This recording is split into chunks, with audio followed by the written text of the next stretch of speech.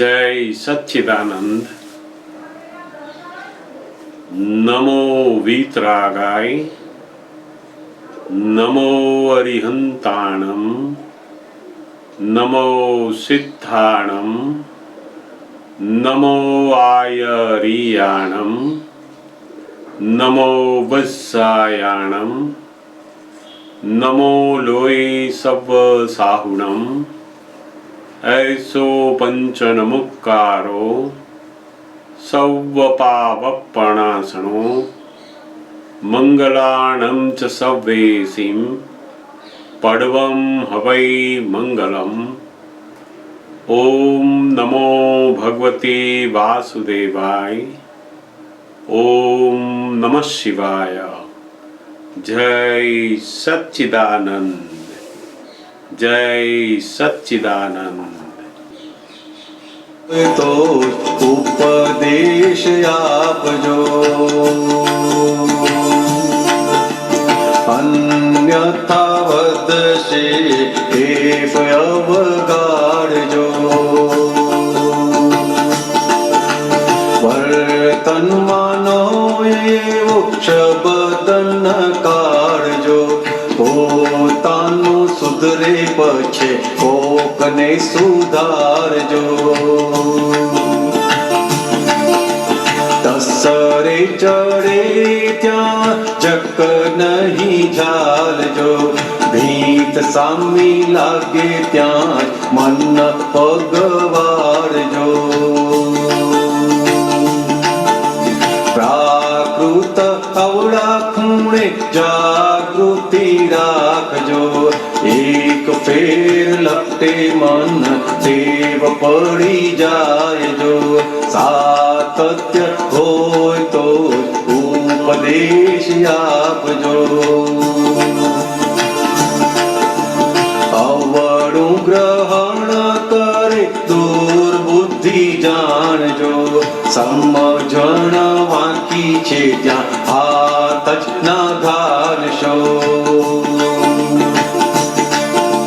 કોઈનું સ્વમાન ભાંગી બગડે છે કામ જો, વ્યવહારે મર્યાદા સાચવીને ચાલજો। સાતત્ય હોય તો ઉપદેશ આપજો,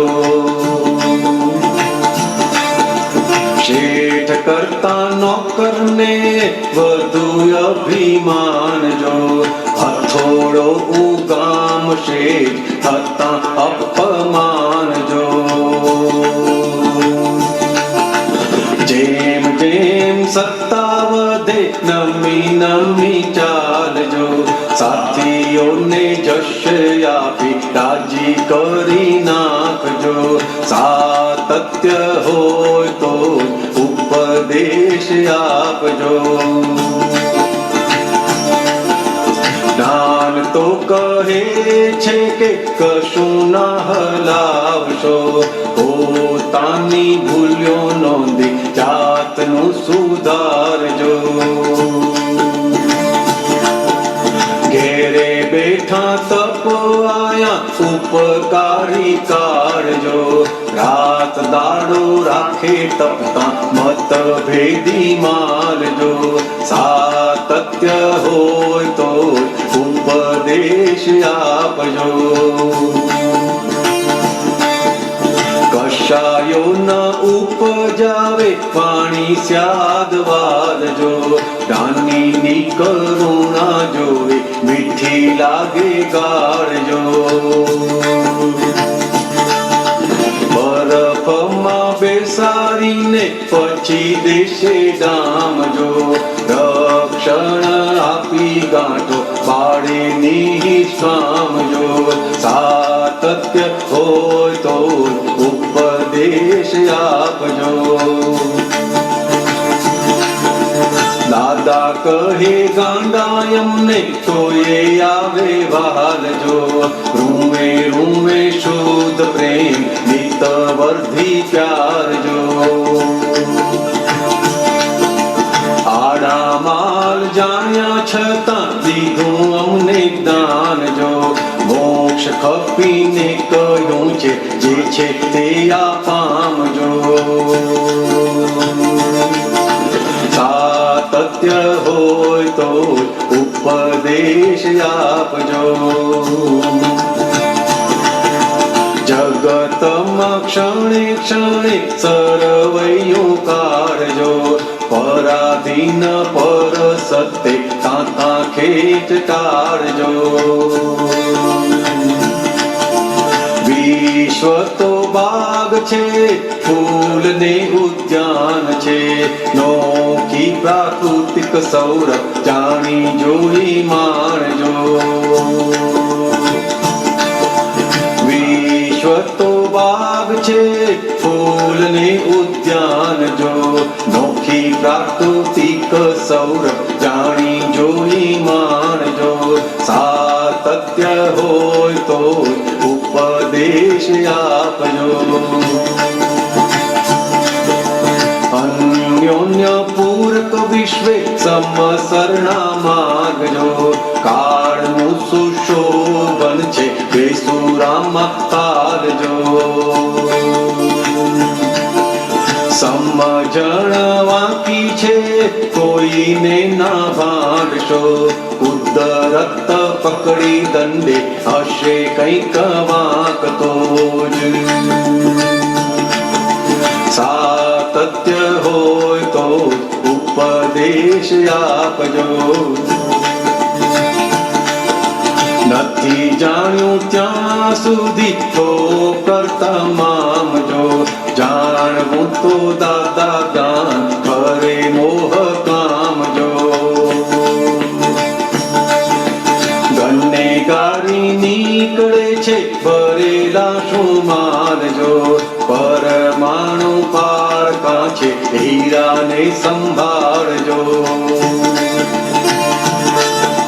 સાતત્ય હોય તો ઉપદેશ આપજો.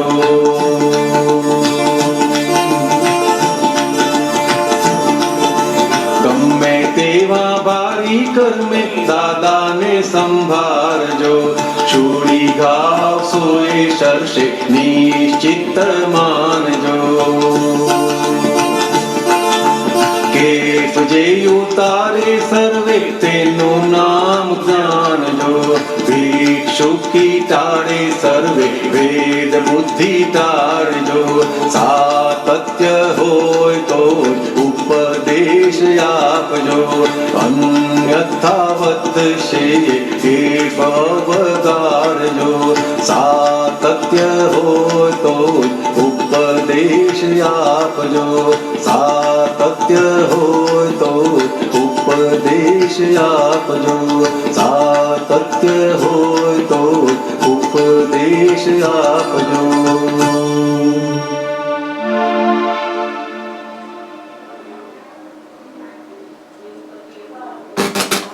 જય સચ્ચિદાનંદ. કવિરાજે તો દાદા ભગવાનના વિતરાગ જ્ઞાનની બહુ જ અદ્ભુત કમાલ કરી છે. આજના કાળમાં તો ઘર અને બહાર દરેક લોકો કોઈને કોઈ વિષય ઉપર પોતે પોતાનો ઉપદેશ, પોતાની સલાહ વણ માંગે આપ્યા કરે છે. એટલે કવિરાજે બહુ જ સુંદર વાત કરી કે જ્યારે ઉપદેશ આપીએ એના પહેલા સાતત્ય હોવું જોઈએ. સાતત્ય એટલે કે બોલનાર વ્યક્તિનું વર્તન, એના મનના વિચારો અને વાણી ત્રણેયની અંદર એકતા હોય. જેવું બોલતો હોય, જેવો ઉપદેશ હોય, એવું જ વર્તન એનામાં હોય અને એવું જ મન પણ વિચારતું હોય. ત્યારે જ એ ઉપદેશ બીજાને પરિણામ પણ પામે છે. આપણે ઘણીવાર સાંભળીએ છીએ કે ઘણું બધી વાર્તાઓ, કથાઓ જાત જાતની આ બધી વસ્તુઓને આપણે જાણીએ છીએ પણ આપણા વર્તનમાં આવતું નથી, કારણ કે આજનો જે ઉપદેશ છે એ બધો સાતત્ય વિનાનો છે અને એનાથી ઉપદેશ આપનારનો કેફ વધતો જાય છે.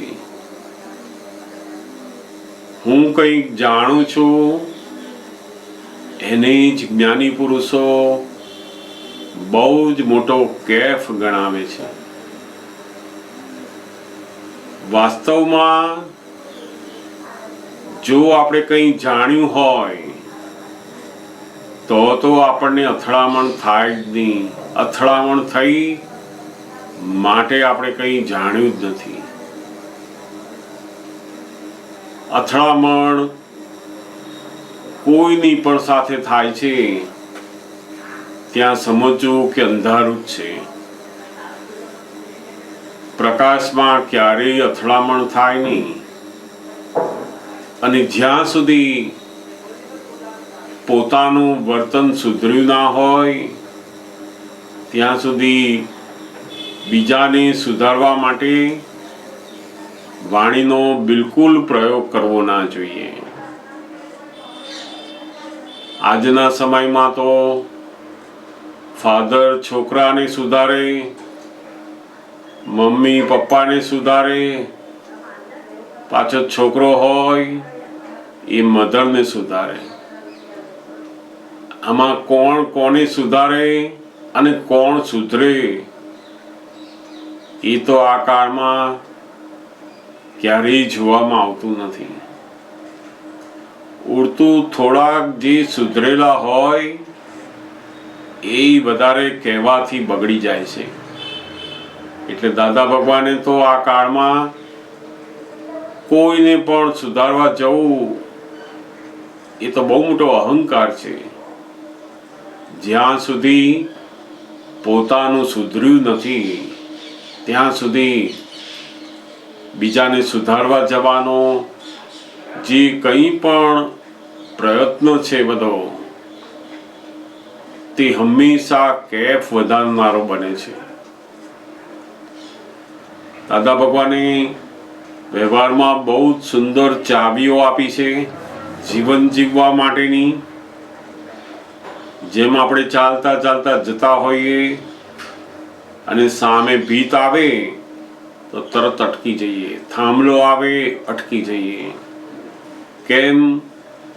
તો કે આપણને ખબર પડે છે કે અહીંયાથી આગળ જઈએ તો અથડાવાય.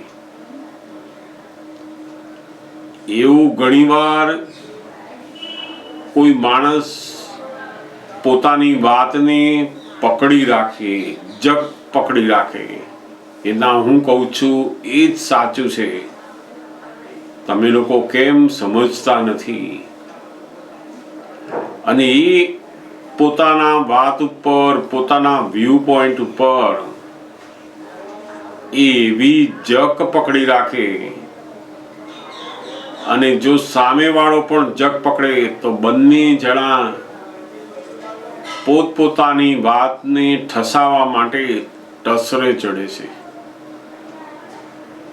મારી વાત સાચી છે, તું મારું માન. પેલા કે હું તને કહું છું એ મારું માન. તું મારી સાથે રહેવાની છું તો મને પૂછવાનું હોય. એમ ટસરે ચડે. અને જ્યાં જ્યાં ટસર આવી ચડે છે ત્યાં આગળ એકબીજાના મન ભાંગી જાય છે. એટલે કબીરાજે બહુ જ સુંદર વાત અહીંયા પદોની એક એક લાઈનની અંદર અદ્ભુત જ્ઞાન જીવન વ્યવહારમાં ખૂબ જ કામ લાગે એવું ભણેલું છે. જ્યાં સામાન્ય સમજણ વાંકી હોય ત્યાં તમે ગમે તેટલું લાખ સમજાવશો તો પણ એ સમજશે નહીં. અને તમને સમજાયા પછી પણ પેલો ઊંધું કરશે ત્યારે તમને સૌથી વધારે અસર થશે. માટે આપણે તો જાણી લેવાનું કે જેની સમજણ વાંકી હોય ત્યાં આપણે હાથ જ નહીં નાખવો. વ્યવહારની અંદર આ શેઠ કરતા નોકરને વધુ અભિમાન હોય. નોકર હોય, કામવાળા હોય, ડ્રાઈવર હોય, આ લોકો બધાને ઓફિસનો પટાવાળા હોય, બોસ કરતા પણ પેલા પટાવાળાને વધુ અભિમાન કે હું છું તો આ બધું ઓફિસનું ને સાહેબનું ચાલે છે. એટલે એનું અભિમાન જે છે એ અભિમાન ને આપણે ક્યારેય તોડવાનું નહીં. નોકર હોય, કામવાળા હોય, ડ્રાઈવર હોય, કોઈ પણ વ્યક્તિ હોય, પણ એનું જે અભિમાન છે એ જો આપણે તોડવા ગયા કે તું મોટો કોણ, તો એ તો આપણી સામે હથોડો ઉગામે. કારણ કે એને તો એવી પડી જ ના હોય. માટે જે લોકો જાગૃત છે, થિંકર છે, એવા લોકોએ એડજસ્ટમેન્ટ લેવું પડે. ઘણીવાર આપણને થાય કે આપણે જ એડજસ્ટમેન્ટ લેવાનું, તો કે હા, જે માણસ હોય અને જે માણસાઈના માનવતાના ગુણોમાં રહેવા માંગતા હોય એ જ એડજસ્ટમેન્ટ લે. એડજસ્ટમેન્ટ લેવું એ તો બહુ મોટી શક્તિ છે. સામાન્ય રીતે કોઈ અવળા માણસ જોડે, અભિમાની માણસ જોડે એડજસ્ટ થવું એ તો બહુ અઘરી વસ્તુ છે. અને જો ત્યાં એડજસ્ટ થતા એને આવડી ગયું તો બહુ મહાન શક્તિ અંદર પ્રગટ થઈ કહેવાય. બીજું બહુ જ સુંદર વાત અહીંયા કરી કવિરાજે કે આપણી જે વાણી છે કેવી હોવી જોઈએ, તો કે કોઈને કશાયો ઉત્પન્ન ના થાય, ક્રોધ માન માયા લોભ ઉત્પન્ન ના થાય એવી હોવી જોઈએ. આ જગતમાં કોઈને આપણે લડવા જેવું છે જ નહીં. દરેકની જુદી જુદી પ્રકૃતિ, જુદી જુદી સમજણ, એટલે આપણે એની સમજણને, એની પ્રકૃતિને જાણવાની છે અને જોવાની છે. કારણ કે આ જગત આખું કેવું છે તો કે બગીચા જેવું છે. આજનું ઘર એ કેવું છે, બગીચા જેવું છે. જેમ બગીચાની અંદર જુદા જુદા છોડ હોય, ગુલાબનો છોડ, ચંપાનો, કોક લીમડાનો, બધું ઝાડ હોય, આ બધાની અંદર બગીચામાં જુદા જુદા છોડ ઝાડને આપણે જાણવાના છે. એને બદલવા જો જઈશું તો એ બદલાશે નહીં અને આપણી જોડે વેર બાંધશે. એના કરતા ગુલાબને ગુલાબની રીતે જાણો, મોગરાને મોગરાની રીતે જાણો, લીમડાને લીમડાની રીતે જાણો. આપણે જાણવાની જરૂર છે. અને દરેક પ્રકૃતિની અંદર શું આવડત છે એ શોધીને, એના શું સારા ગુણો છે એ શોધીને એની જોડે કામ લો, તો જ આ જગતમાં વેર બંધાયા વગર આનંદપૂર્વક જીવન જીવી શકીએ છીએ. આજના સમયમાં જીવન તો દરેક જણ જીવી રહ્યા છે, પણ ક્લેશ વગરનું, મતભેદ વગરનું જીવન જીવવું એ તો બહુ મોટી આ જીવન જીવવાની અદ્ભુત જ્ઞાન ચાવી કહેવાય. જીવન જીવવું એકલું જરૂરી નથી, કારણ કે દરેક વ્યક્તિ જીવનમાં આનંદને શોધે છે, સુખને શોધે છે. અને જો એ સુખ પોતાને જીવતા આવડે નહીં તો એ સુખના શોધમાં ફાંફા મારી મારીને વધારે દુઃખી થાય છે. કવિરાજે અહીંયા એક બહુ સુંદર લાઈન પણ લખી છે કે કોઈક વખત એવા કર્મો વ્યક્તિને એવા ઉદયમાં આવે કે જ્યાં પોતે જે સમજેલા હોય, જાણેલું હોય એ સમજણ પણ એને સુખમાં રાખે નહીં, સ્થિરતામાં રાખે નહીં, એવા ભારી કર્મો આવે ત્યારે કવિરાજે બહુ સુંદર આ એક લાઈનો મૂકી છે કે ગમે તેવા ભારી કર્મે દાદાને સંભાળજો, સુડી ઘાવ સોય સરસે નિશ્ચિંત માનજો. સુડીનો ઘાવ 100 જેટલો જ અનુભવ થશે અને એ સરી જશે તમારો. એટલે બહુ સુંદર પદ કવિરાજે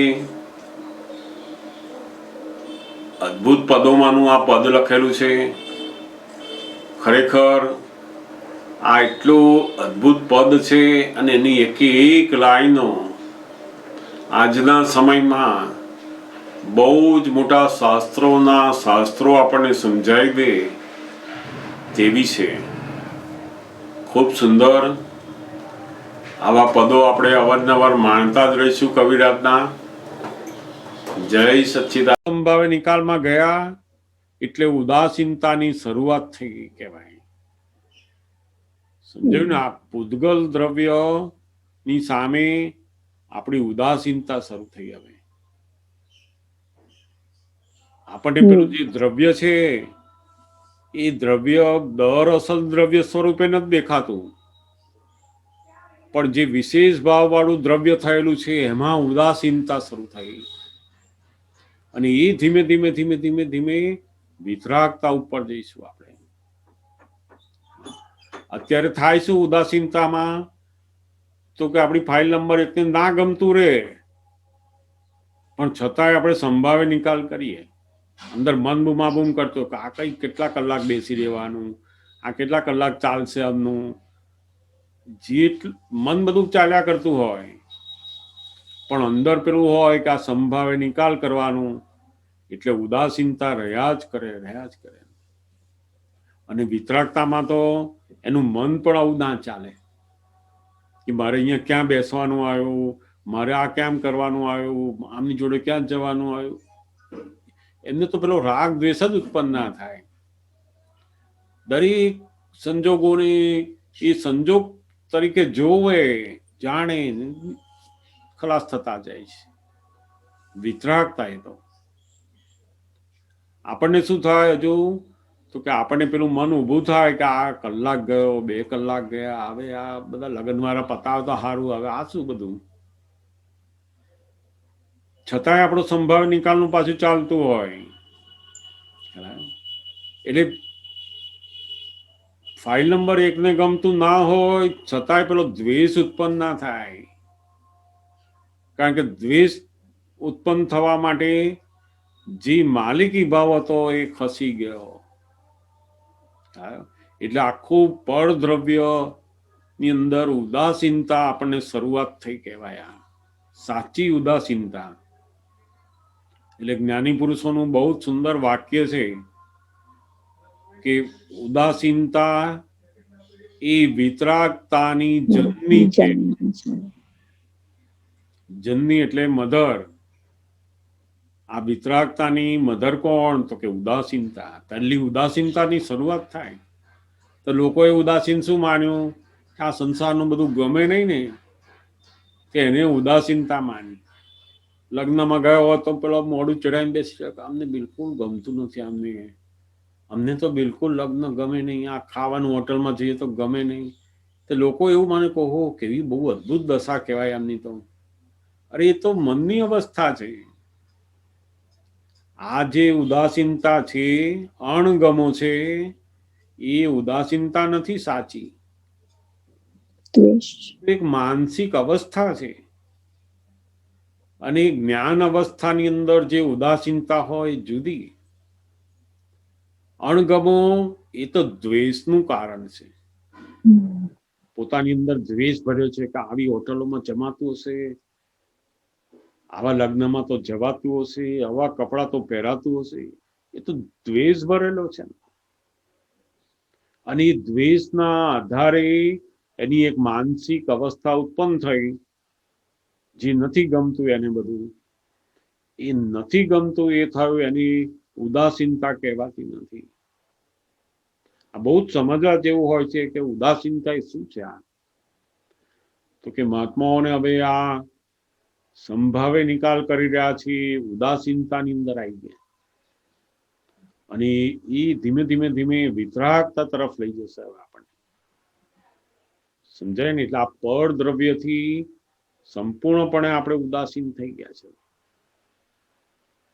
આ પૂતગલ જે દ્રવ્ય હતું એ દ્રવ્યથી આપણે સંપૂર્ણ ઉદાસીન, એટલે બિલકુલ આપણને હવે અંદરથી રાગ દ્વેષ નથી, પણ જે પહેલાના જે રાગ દ્વેષનું પરિણામ આવે છે હવે, ત્યારે આપણે પાછું મન આપણું ચાલ્યા કરતું હોય, પરિણામનું અંદર ચાલ્યા કરતું હોય, પણ અંદર રાગ દ્વેષ નથી આવે. સમજાય ને? આ બહુ મોટી દશા, ઉદાસીન દશા આપણી અંદર શરૂઆત થઈ છે. પહેલા રહેતા હતા એવા રાગ દ્વેષ, પણ હવે આઈ થિંક એવું સમજાય છે કે હવે જુદી દશા લાગે આપણી. પહેલા શરૂઆતમાં આપણે થતું હતું હવે લગ્નમાં શું જવાનું, આમ શું કરવાનું. ના, એટલે ઉદાસીનતા એ જ્ઞાન દશા, અંતર દશા છે. અને પેલી જે અણગમા વાળી દશા છે એ તો મનની દશા છે, તો બહાર દેખાઈ આવે. એના ફેસ ઉપર, એના કંટાળા ઉપર બધું દેખાઈ આવે કે આમને તો આ લગ્નમાં બેઠા જ જાણે શોક સભામાં આવ્યા હોય એમ બેઠા છે. તે પેલા લોકો કે ભાઈ એક કામ કરો, તમારે બહુ અનુકૂળ ના આવે તમે નીકળી જાવ, વાંધો નહીં. એવું જ કે શું કે ના ગમતું હોય ને પાછા બેઠા હોય તો બીજાની તકલીફ, પાછા અમને શું થાય છે, એના કરતા તો મોકલી જ દો. કે કેટલાય સાધુ આચાર્યો માણસો, અને એ પાછા માને શું, મારી બહુ મોટી દશા, મને બિલકુલ મોહ જ નથી. અરે આ જે તને લાગે છે કે મોહ નથી, પણ તને જે દ્વેષ ઉત્પન્ન થયો છે ને એ બહુ ખરાબ ઉત્પન્ન થયો છે. એ મોટામાં મોટો કષાય અંદર રહે છે, જે દ્વેષ ઉત્પન્ન થાય છે. જ્ઞાન દશાની અંદર કોઈ પણ સંજોગો હોય એમાં એને પોતાને ક્યારેય અણગમા ઉત્પન્ન ના થાય. ગમે તેવી અવસ્થા હોય, કલાકો સુધી બેઠા હોય, જતા હોય, પહેરવાયું હોય, ગમે એ પોતે એને જોયા જ કરે. એને દ્વેષ ઉત્પન્ન ના થાય, અણગમો ઉત્પન્ન ના થાય, સંભાવે નિકાલ કરે છે.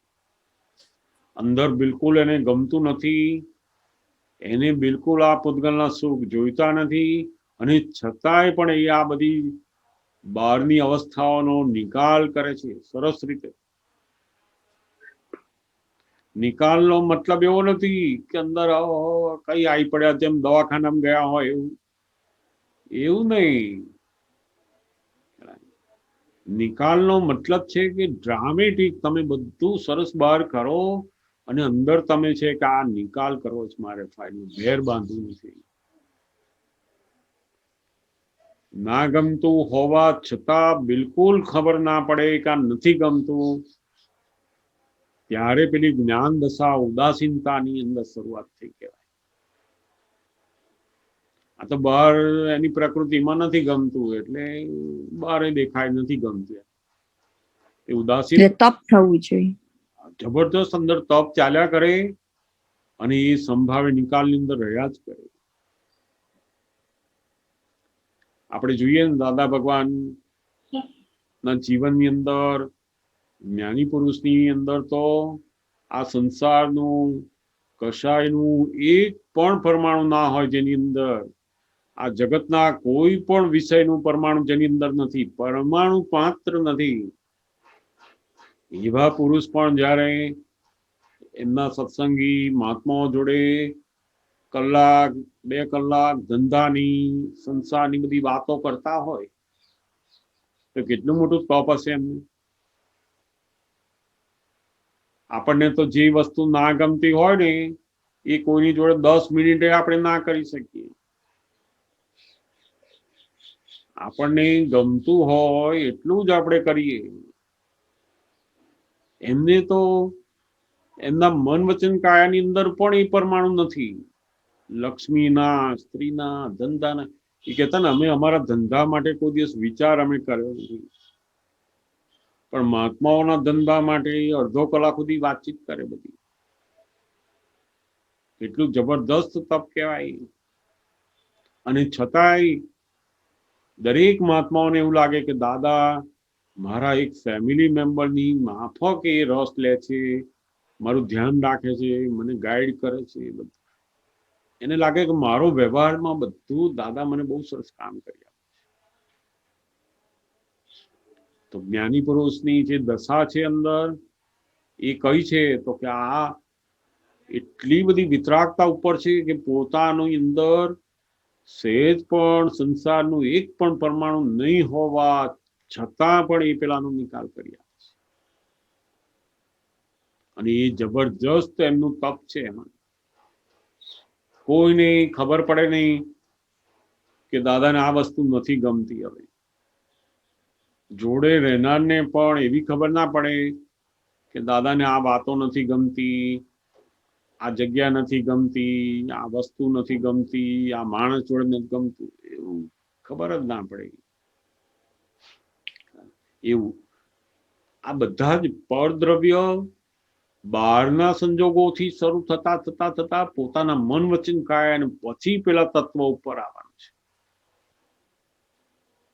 આ પૂતગલ તત્વ ઉપર આખી ઉદાસીનતા વર્તી. પૂતગલ તત્વ અને તત્વથી ઊભું થયેલી બધી અવસ્થાઓ એ બધાની અંદર આપણે ઉદાસીન છીએ. હવે એટલે અહીંયા અશોકભાઈ એવું કહેવાય કે આ સ્વધર્વ આપણું સ્વદ્રવ્ય અને પરદ્રવ્ય, તો સ્વદ્રવ્ય એટલે આત્માનું, તો એનો ગુણ જોવા જાણવાનો, એટલે આપણે આ બધી અવસ્થાઓમાં જોવા જાણવામાં રહીએ એટલે આપણે તપ થાય અને પછી એનાથી વિતરાગતા તરફ પહોંચાય, એવું એનો મિનિંગ કઢાય. હા, એ જ મિનિંગ. સ્વદ્રવ્ય અને પરદ્રવ્ય. પરદ્રવ્ય એટલે આત્મા સિવાયના બીજા બધા દ્રવ્યો છે, બધા પરદ્રવ્ય. બીજા તત્વોના દરેકનું પોતાનું દ્રવ્ય છે, બધા પરદ્રવ્ય. એટલે આ ગતિ સહાયક, સ્થિતિ સહાયક, આ બધું જે ભેગું થઈને જે કાર્ય થાય છે. હા, એ દરેક તત્વના દ્રવ્ય છે, દરેક તત્વના ગુણ છે અને દરેક તત્વના પર્યાય છે. જેમ એક જ માણસ હોય, એનું બાળપણ હોય, યુવાની હોય ને વૃદ્ધાવસ્થા હોય. માણસ એકનો એક જ નહીં. તો એવું આ દરેક તત્વના દ્રવ્ય, ગુણ અને પર્યાય ત્રણેય વસ્તુ અંદર હોય જ એ તત્વમાં. આ 6 તત્વની અંદર 5 જે તત્વો આયા એ બધા પરદ્રવ્યમાં ગયા અને આત્માનું પોતાનું જે છે એ સ્વદ્રવ્ય, પોતે પોતાનું જ સ્વરૂપ એ સ્વદ્રવ્ય વાળું છે. એમાંય ગુણ છે, દ્રવ્ય છે અને એના પર્યાય છે. એવું બધા તત્વોના ગુણ, દ્રવ્ય અને પર્યાય છે. આપણે મોટા ભાગે દેખાયશું, આપણને પર્યાય દેખાય છે. પર્યાય એટલે બધી અવસ્થાઓ ઉત્પન્ન થવી. આપણને એ પર્યાય બહુ સૂક્ષ્મ ભાષા છે, પણ ઘણા બધા પર્યાય ભેગા થઈને એક અવસ્થા ઊભી થાય ને એ આપણને ખબર પડી જાય કે ઓહો અત્યારે મનની અવસ્થા આવી છે, બુદ્ધિની અવસ્થા આવી છે, બહારની બધી અવસ્થા આવી છે. અવસ્થા ઉપરથી ખબર પડે આપણને. પછી ધીમે ધીમે ધીમે આપણી સમજણ, આપણું દર્શન વધતા વધતા વધતા જશે એટલે પર્યાય સુધી જશે. કોઈ વાત નીકળવાની હોય ને તો પહેલા અંદર પર્યાય શરૂ થાય કે એને જાણી શકાય આપણે કે અહીંયા ઊભું થયું. પોતે અનંત જ્ઞાન વાળો એટલે કેવું તો કે અનંત પર્યાયોને જાણી શકે એવો છે. જેમ જેમ પેલા આવરણ ઓછા થતા જશે એમ એનો પ્રકાશ અવસ્થાઓને જોતા જોતા જોતા જોતા પેલા નાના નાના પર્યાયોને પણ એ જોઈ શકે એવું ખુલ્લું થાય પછી. અને જ્યારે કેવળ જ્ઞાન થાય એ તો આખા બ્રહ્માંડના સમસ્ત પર્યાયો બધું જોઈ શકે, જાણી શકે. જેમ જેમ પેલા આવરણ ઓછા થયા એમ એ દરેક અવસ્થાને પરદ્રવ્ય તરીકે પોતે જોવામાં, જાણવામાં રહેતો જાય પછી. પોતે સ્વદ્રવ્ય વાળો છે. એટલે શું? તો કે પોતે જ્ઞાન વાળો છે, દર્શન વાળો છે. એ જે ગુણ છે એના એ ગુણની અંદર રહી અને આ બધા પર્યાયોને એ જ્ઞેય સ્વરૂપે જોયા જ કરે, જાણ્યા જ કરે. બિલકુલ રાગ દ્વેષમાં પડે નહીં. જોવું અને જાણવું એ સ્વદ્રવ્યનું અતિન્દ્રિય ગમ્ય છે. એટલે જેની અંદર રાગ દ્વેષ નથી હોતા. આપણે જે જોવા જાણવામાં છીએ એ કેવા છે? તો કે રાગ દ્વેષ વાળા. બુદ્ધિ જે જુએ અને જાણે એ તો બધો રાગ દ્વેષ હોય એમાં. એટલે આ છેલ્લી દશાની વાત છે. હા, આપણે તો ખાલી એટલું જ જાણી રાખવાનું છે આ કે આ પરદ્રવ્યથી હું ઉદાસીન છું. હવે ફાઇલ નંબર 1 ની ગમતી અવસ્થા હોય એનો સંભાવ્ય નિકાલ, ના ગમતી અવસ્થા હોય એનો સંભાવ્ય નિકાલ, અને આ સંભાવ્ય નિકાલ એ ઉદાસીનતાની અંદર લઈ જાય છે આપણે. બરાબર, ગોટ ઇટ. હા,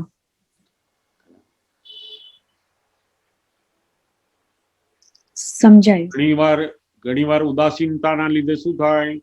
આપણને તો હજુ આ બધું બહુ ગમે છે. ફલાણી વસ્તુ ખાવાની બહુ ગમે છે, આ વસ્તુ પહેરવાની બહુ ગમે છે, આ જોવાની બહુ ગમે છે. એ જે ગમતી અવસ્થા છે એ તો જે પૂર્વે પોતે અંદર આકર્ષણના બીજ નાખ્યા છે, પરમાણુ ભર્યા છે ને, એ ખાલી થાય છે આજે. એ ગમતા ઉપર રાગ કર્યો તો પેલી ઉદાસીનતા તૂટી ગઈ. આંખ જોતી હોય, ગમતું હોય મનને, એ પોતે એને જુએ અને જાણ્યા કરતો હોય તો એ ઉદાસીનતામાં છે. બરાબર. એટલે આ જેને ગમે છે તે હું છું જ નહીં. એટલે અન્ડરસ્ટેન્ડિંગ અંદર વાળાની પેલાની છે કે પેલા આને ગમે છે, આવું ના હોવું જોઈએ, પણ આ હું નથી એમ. એની છેલ્લી અન્ડરસ્ટેન્ડિંગ. એટલે ઘણીવાર પછી તમે એકદમ જોતા હોય અને મનની ગમતી અવસ્થા હોય, બધું ગમતું હોય, બધું બરાબર ચાલતું હોય, મનને ગમતું હોય, મજા આવતી હોય, અને તરત કોઈ આવે કે તમે 10 મિનિટ અહીંયા આવો, તમારું કામ છે, ત્યારે પેલી આ ઉદાસીનતા વાળી દશાનું શરૂઆત થાય. પછી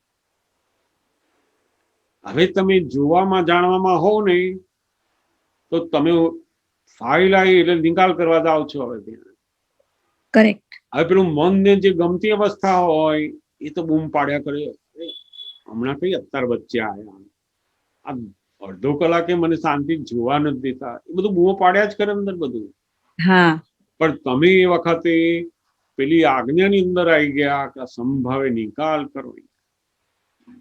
એટલે આ પરદ્રવ્યથી આપણે ઉદાસીનતામાં આવ્યા. ચોક્કસ. જો તમને રાગ હોત તો તમે છોડત નહીં. હવે તમને રાગ નથી, ગમતું છે પણ રાગ નથી, માટે તમે તરત જ પેલો છોડીને જતા રહ્યા છે. સમજાય ને?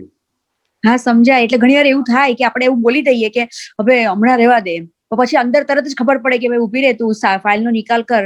અને એટલે અંદર બધું ચાલે, ખબર પડે આપણને, બોલાઈ પણ જાય કદાચ સ્થૂળમાં. હમણાં અડધો કલાક રહીને કરીએ, શું વાંધો છે, રવા દો ને, પછી કરીશું. બધું બોલાઈ જાય.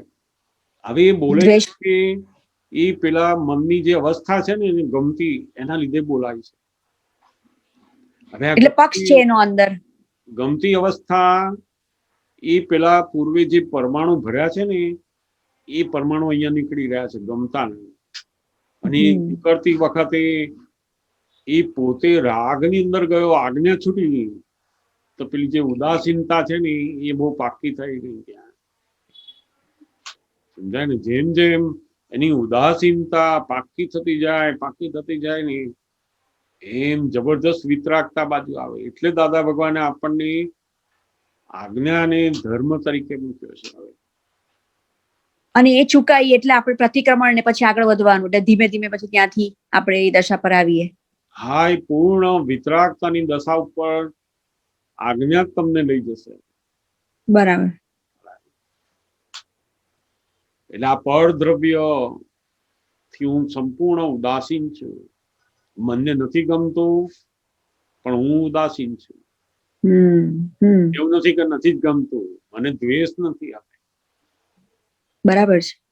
ખાવાની, પીવાની, બેસવાની, કોની જોડે જવાની, ગમતું ના ગમતું છે, પણ પેલા રાગ દ્વેષ બિલકુલ જતા રહ્યા. એ ઉદાસીનતાથી પણ આગળ આવ્યો કહેવાય. આ ઉદાસીનતા તો ખરેખર ક્રમિક માર્ગની અંદર બહુ મોટી દશા આવે છે આની. ક્રમિક માર્ગના જે જ્ઞાની હોય એની દશા આ ઉદાસીનતા ઉપર આવી શકે. જ્ઞાની જે હોય, સામાન્ય માણસો તો આ ઉદાસીનતા ઉપર તો લાખો જન્મો જાય તોય ના આવી શકે. આ ઉદાસીનતા એ તો બહુ મોટી સ્ટેટ કહેવાય છે એની પોતાની. એની તો જ્ઞાની પદ કહેવાય. ત્યાં તો દાદા ભગવાન એટલે જ કે ને, તમને આ અમે લોકો બહુ જ મોટા પદની અંદર બેસાડી દીધા છે, પણ તમારો બધો જે પૂર્વનો જે આખો ભરેલો માલ છે હવે બધો, એ તમને એ દશાનો બહુ અનુભવ છે એવું લાગવા નહીં દે. ઘડીએ ઘડી અંદર થયા કરશે કે હજુ આપણને આવું નથી, આપણને આવું નથી, આપણને આવું નથી. એટલે આ ભવ અંતરાત્મ દશા આવી રીતે જ કાઢવાની છે ટૂંકમાં. પ્રયોગ કરતા કરતા કરતા આખું દરેક સંજોગોની આજ્ઞાની અંદર મૂકીને એને ખાલી કરવાના છે.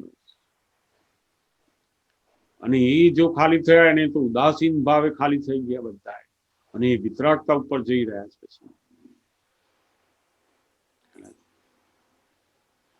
એટલે પ્રયોગ પ્રયોગ પ્રયોગ, આ આખો જીવન આપણું પ્રયોગ માટે જ છે. આજ્ઞાની દ્રષ્ટિ સાથે આખો વ્યવહાર ઉકલવા દેવાનો છે બસ.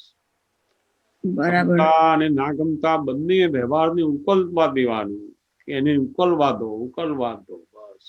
આપણે અંદર ગોઠવણી કરી દો, સંભાવે નિકાલની, વ્યવસ્થિતની, સિદ્ધાર્થમાં જોવાની. આ બસ આ ગોઠવણી મૂકી કે પેલું આપણે સેફ સાઈડ વિતરાગતા બાજુ જઈ રહ્યા છે. બરાબર. અને ગોઠવણી મૂકી અને પછી જ્યાં જ્યાં નથી ચૂકાય, એટલે જ્યાં જ્યાં ચૂકાય. ઘણી વાર બધા થાય ને મહાત્માઓને કે ભાઈ આપણે તો જ્ઞાન લીધું, બધું કહીએ છે કે વિતરાગ છે, પણ વિતરાગતા દેખાતી જ છે ને એમની. તો કે ના, આ ઉદાસીનતા છે, જે અંદરની સ્ટેજ છે, બહારની નથી. અંતરદશાની અંદર આવતી આ ઉદાસીનતા છે. વિતરાગતા જયારે આવશે ને ત્યારે બહાર દેખાશે. પછી આપણને જે બહાર બધું નથી દેખાતું અત્યારે, ઓહો આ જ્ઞાન લીધું 25 વર્ષ થયા તો એમને આ ગમે છે, ના નથી ગમતું, ના આ પહેલું લે છે, આવું પહેરે છે, આ ખાય છે, એ પેલી અંદરની દશા ઉપર છે, એટલે બહાર બિલકુલ દેખાતું નથી. પણ જેમ જેમ એ આજ્ઞા ધર્મની અંદર રહી અને આ સંજોગોના નિકાલ કરતા જ જશે, ફાઇલોના નિકાલ કરતા જ જશે, એમ પેલી વિતરાગતા ધીમે ધીમે બહાર પણ દેખાશે. પછી સમજાયું ને? હા, સરસ સમજાયું. હા, જય સચ્ચિદાનંદ. જય સચ્ચિદાનંદ, જય સચ્ચિદાનંદ, જય સચ્ચિદાનંદ. પૂછજો જરૂર. જય સચ્ચિદાનંદ. અશોક કાકા, એકચ્યુઅલી પ્રશ્નો પૂછવા માટે મેં હેન્ડ રેઝ કરેલો, પણ તમે જે હમણાં વાત કરી ને એના રિલેટેડ એક એક્સપિરિયન્સ શેર કરવો છે. તમે કીધું કે દાદા ભગવાન આમ અમારી સાથે બધું જ કરે એક પરિવારના સભ્ય તરીકે. તો મને એવું લાગે કે અમે તમારી સાથે રહેતા હોઈએ ને, આમ તમને કહીએ કે અશોક કાકા અમે ખંભાતાઈ છું, તમે મારી જોડે રહેજો, ઘરે આવજો, આપણે આખો દિવસ રહીશું. તો તમે કોણ, તો મને અત્યારે એવું ફીલ થયું આમ કે આપણે જોડે રહીએ ત્યારે અમે કેવી સિલી વાતો તમારી સાથે કરતા હોઈએ આખો દિવસ આમ ઘરમાં, કે ભાઈ ડેન્ટિસ્ટ પાસે ગયા, પપ્પા ઇલેક્શનની વાત કરે, મિસ્ટી નાની નાની વાતો કરે, તો પણ તમે એવું નથી આમ અમને એવું બતાવતા કે તમે આ કેવી વાતો કરો છો. એમ આપણે આખા દિવસ જોડે રહેવા છતાં પણ સત્સંગ 2 કલાક કરીએ, 3 કલાક કરીએ, 1 કલાક કીર્તન ભક્તિ કરીએ, બાકીના સમય તો આપણે જોડે જમીએ, બધી વાતો કરીએ, મજાક મસ્તી કરીએ. તો મને અત્યારે આમ એવું તમે બોલતા હતા ને તેવું ફીલ થતું હતું આમ, કે તમે જે કહો છો કે દાદા ભગવાન આવું કરતા, એવું મને એવું લાગે કે હું હમણાં 2 દિવસ તમારી સાથે રહી, આખો દિવસ, તો મને એવું લાગે. મિસ્ટી તો કેવું તમને એમ કે અશોક દાદા હું કેવી દેખાઉં છું, મારી ચોટલી કેવી છે, એનો પણ તમે આન્સર આપો તો મને એવું થાય કે કેવું કહેવાય એમ. તમે જે કહો છો દાદા ભગવાન માટે એ હું હમણાં કહી નથી શકતી, પણ મને ફીલ થાય કે મેં તમારી સાથે 2 દિવસ રહી, અમે જાણ્યું Yeah. એ ચાલતી હોય, અશોક દાદા મને હિંચકા નાખો તો તમે એકવાર ઊભા થઈને એની સાથે આમ બાળક જેમ રહો આમ, એટલે મને અત્યારે ફીલ થાય કે જે તમે દાદા ભગવાનની દશા જોઈ હતી એ હું પણ જોઈ શકું તમારા થકી, તમારામાં જોઉં. Yeah. ને મને એમ બહુ ખુશી થાય કે તમે અમારી સાથે આવો ને આવી રીતના આખો દિવસ સ્પેન્ડ કરો આમ. ને આ બધા મહાત્માઓ જે આઉટ ઓફ ઇન્ડિયાના હોય ને એ એવું કહે કે અમારે ઇન્ડિયા આવું છે તમને મળવા માટે, તો એવી મારું બી એવું હોય છે કે હું પણ એવું વિચારતી હોઉં કે હું ક્યારે ખંભાત જઉં એમ. અને મારો હંમેશા એવો જ ધ્યેય છે કે હું ખંભાત આવું તો હું તમને એક વાર કે બે વાર તો આમ મળું જ એમ. Yeah, એટલે જેવું એ લોકો વિચારે એવું મને પણ થતું હોય, તો અત્યારે મને આમ ખુશી થાય કે આપણે જોડે રહ્યા ને મેં તમે જે દાદાની દશા કીધી ને હું તમારામાં જોતી હોઉં એમ. મને અત્યારે ખબર પડે કે અમે તો કેવી નાની નાની આમ બચકાની હરકતો કરતા હોય તમારી જોડે રહીએ તો, અશોક કાકા આમ, અશોક કાકા ફેમિલીની બી બધો વાતો કરતા હોઈએ, પણ ખરેખર બહુ આમ મને એવું લાગે કે ધન્ય છે આમ. જય સચ્ચિદાનંદ. એટલે બહુ આ સમજ પડે ને એટલે તમને જોતા આવડ્યું એટલે એ તમારામાં આવતું જ જાય. પછી જેમ દાદા ભગવાનની આ બધી વાતો તો સમજાય, પણ એમનું જે વર્તન છે, એમનું બધું દશા છે ને, એને આપણે જોતા આવડી જાય ને તો એ આપણામાં આવતું જાય. એટલે હવે મને એવું ખબર પડી અમુક વાર કેવું આપણે અમુક વ્યક્તિ વાત કરતા હોય તો આપણે વિચારે કે આ આવું કેવું વાતો કરે, આમ આવી વાતમાં ખબર પડતી હોય.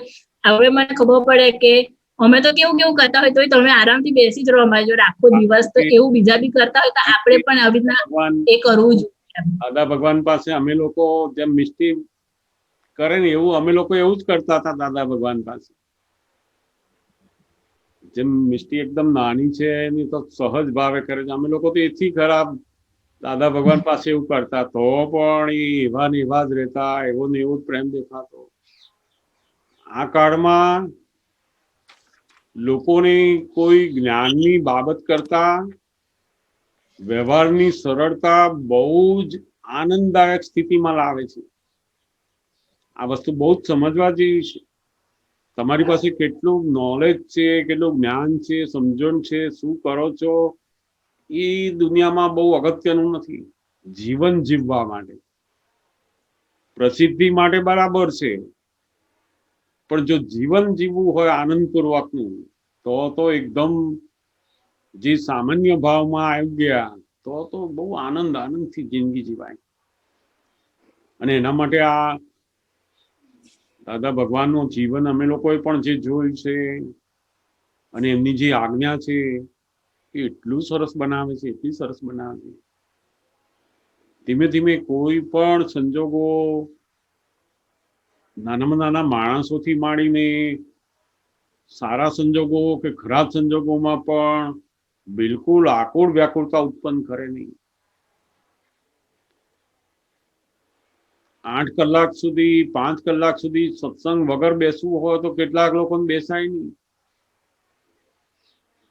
ઘણાને એવી ટેવ પડી ગઈ હોય ને સત્સંગ ના શું જવાનું, પેલા ભાઈ તો કશું પૂછતા જ છે નહીં, આપણું તો કઈ કિંમત છે. બધી જાત જાતની એના અહંકારની અંદર ઊભું થાય. બધું જેને પોતાની પ્રકૃતિને પોતાના અહમને જે ગમતી અવસ્થા છે ને એમાં એ સ્થિર થઈ ગયા છે, અને એ ગમતી અવસ્થાની અંદર સ્થિર થઈ ગયા એને એક જ્ઞાન માને છે. જ્યારે આજ્ઞાની સમજણ પૂરેપૂરી પાકી થાય નહીં ત્યાં સુધી આ બધું જાય નહીં. નાના નાના છોકરાઓ જોડે 2 કલાક બેસવાનું કંટાળો આવે, આમને શું કરવાનું. જેમ મોટા માણસો થાય ને, બિઝનેસ વાળા થાય, પૈસા વાળા થાય, નામ વાળા થાય, બધાની મોટા મોટા બુદ્ધિશાળી માણસો જોડે બેસતા હોય ને પછી એને કહીએ કે કલાક સુધી આ નાનો છોકરા જોડે રહો, ના ફાવે, મન નહીં ફાવે. ભાઈ એને તું રમવાનું આપી દે ને કશું ખાવાનું આપી દે, ગમે તે કર, પણ મને મારું કામ છે, મન નહીં ફાવે. કેમ? પેલો જે ઈગો છે ને એ મોટો થઈ ઉભો છે. બાળક જોડે ક્યાંથી ફાવે? જ્યારે ઈગો લેસ અવસ્થા આવે છે ને ત્યારે બધા નાનામાં બાળકથી માંડીને બધા લોકો મજૂર જોડે, કામ વાળા જોડે, દરેક પેસેન્જર જોડે, બધા જોડે એને ફાવતું થઈ જાય. દરેકની અંદર એ શુદ્ધાત્મા જોતા જાય, પોતાનું કામ કરતા જાય. એટલે બહુ આ પહેલા શરૂઆતમાં એવું જ, આજે તમને વાત કરું છું એવું પહેલા અમે લોકો એવું જ અનુભવતા. જ્યારે શરૂમાં આપતા પુત્ર થયા ત્યારે પણ એવું અનુભવતા કે આ લગ્નમાં અમારે ક્યાં જવાનું, આપણે ક્યાં લગ્ન કરવા છે ને બધું કરવાનું, આ તો બધું મોહ બજાર કહેવાય. એટલે ઘરનાને કહી દે તમારે જવો જાઓ, હું તો બિલકુલ આવવાનું નથી. તે કોઈ જગ્યાએ જઈએ નહીં, ના કપડાં કોઈ એવા પહેરીએ, કશું ના કરીએ, આપણાથી ના થાય. આપણે તો આ આપતા પુત્ર થયા, આપણે જ્ઞાન લીધું, આપણે મોક્ષે જવું છે, એવી બધી વાતો જ ચાલ્યા. તે પછી વ્યવહારમાં લોકો બૂમો પાડ્યા કરે, આ કેવું બધું છે તું. એટલે એ લોકો કે તમે તો બાવા બની ગયા છો, શું કે આવું બધું કરવા, પછી ઘરનું કોણ કરશે આ બધું, સમાજમાં તો ઓળખાણ જ નથી તમારી. એટલે આખો જે વ્યવહાર છે એની અંદર બધી ભૂલો, વ્યવહારની અંદર બધી બૂમો, એ બહુ જ જોવામાં આવે. જેમ જેમ દાદા ભગવાનને કહેતા ગયા ને પછી એ ધીમે ધીમે સમજણ પાડતા જાય, અને પછી સમજ પડતી ગઈ કે ઓહો, આપણે આપણી જે દશા છે અંદર ગોઠવવાની છે, આ બહારનું તો આપણને નડતું જ નથી. મૂળ તમારો અંદરનો જે રસ છે એ નડે છે, નહીં કે આ બહારના કપડા, ઘરેણા, લગ્ન, સ્ત્રી પુરુષ એ નડતા નથી. પોતાનો અંદર જે આ પૂતગલનો રસ છે એ નડે છે. અને એ જો જતો રહ્યો તો સેજ છો તમે. બહુ આ ધીમે ધીમે સમજતા સરસ, અને તમને જોતા આવડે, આ ધીમે ધીમે સમજાય ને એટલે હવે જોતા આવડી કહેવાય. મિસ્ટી તમને પછી આવતું જાય. કે અશોક દાદા હું છુપાઈ જાઉં, તમે મને શોધો, તો તમે એને શોધો, એ કે તમે છુપાઈ જાઓ, તમે છુપાઈ જાઓ. એટલે મને થાય કે તમને એવું ના થાય કે હું આવું બધું કરવા થોડી આવ્યો છે. એ જે કે એની સાથે તમે રહો, રમો, એક વખત એની જોડે હિંચકા પણ ખાવ. એટલે મને હવે ખબર પડી તમે જે કહો એ મેં જાણ્યું ને જોયું, એમ એવું લાગે મેં તમારી સાથે 2 દિવસ રહી એમાં. એટલે અહંકાર રહિત દશા, સહજતા છે એમની અંદર, એમ આપણે હવે એવા થવાનું છે. જે જ્ઞાન હોય તે સરળ હોય, સહજ હોય. કેટલાક શું કાકા લગ્નમાં ગયા હોય ને તો પેલા લગ્ન વાળા નહીં કે ભાઈ વિધિ બોલાવું, પેલા કે અડધો કલાક સુધી વિધિઓ ચાલ્યા જ કરે. પેલા તો લોકો લગ્નમાં આવેલા હોય, બધા લોકો એમાં 80% લોકો તો બિલકુલ દાદા ભગવાનનું નામ ના જાણતા હોય, કશું ના જાણતા હોય. તો એ લોકોને થાય કે આ પાછા કઈ આવીને ઉભા, પાછા સરસ અહીંયા ગાયન ચાલતું હતું, બા લોકોનું મજા આવતી હતી, આમ એ વચ્ચે આવી ગયા બધા. એટલે ખરેખર જે ઉદાસીન ભાવ વાળી દશા છે ને, એ શું કરે તો એનું પોતાનો જેટલો વ્યવહાર હોય, 5 મિનિટનો 10 મિનિટનો, એટલો વ્યવહાર પતાય નહીં, નિકાલ કરી દે.